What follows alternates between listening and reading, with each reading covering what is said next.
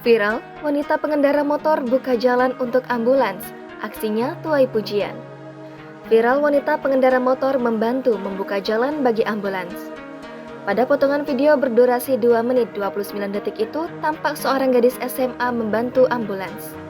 Ini dilakukannya demi ambulans dapat lewat di tengah padatnya mobil di sisi kanan dan kiri. Informasi yang dihimpun, video itu diambil di sebuah ruas jalan di Bandung. Rekamannya diunggah akun TikTok @redeskorting pada Jumat 21 Januari 2022.